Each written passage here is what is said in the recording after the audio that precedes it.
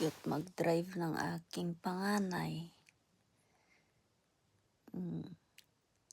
Nag-practice pa lang yan.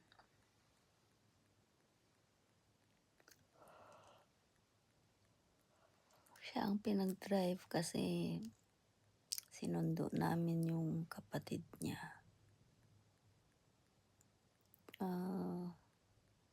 Pangatlong ano niya yan, yung pagsasanay.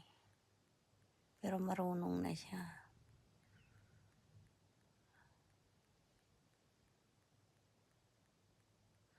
Ilang beses lang namin siya tinuruan.